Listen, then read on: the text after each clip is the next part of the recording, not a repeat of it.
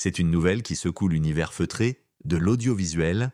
Public and Sophie Lapix, visage emblématique du 20h de France 2, serait sur le départ.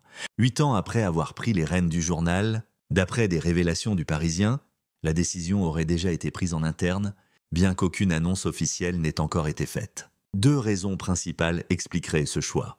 La première est politique. Avec son ton tranchant, ses questions sans détour et ses relances qui dérangent, Lapix aurait agacé de nombreux responsables.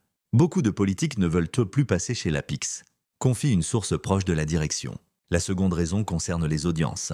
En baisse légère mais constante depuis plusieurs trimestres, le Journal de France peine à rivaliser avec celui de TF1. Et dans un contexte où France Télévisions cherche à réorganiser ses figures clés, cette tendance joue clairement en sa défaveur. À 53 ans, Anne-Sophie Lapix paie en réalité le prix de son indépendance. Celle qui avait sèchement bousculé Xavier Bertrand en 2021, ou encore mis en difficulté Gabriel Attal, n'a jamais hésité à confronter ses invités en quitte à froisser. En somme, si son départ se confirme, il marquera un tournant, celui d'un journalisme critique de plus en plus marginalisé dans un paysage audiovisuel dominé par l'image, et franchement, moi ça me fait réfléchir. On reproche à une journaliste de faire son travail, de poser les bonnes questions, d'aller au fond des sujets, de ne pas trembler face au pouvoir. Si même cela devient un problème, alors où va-t-on ?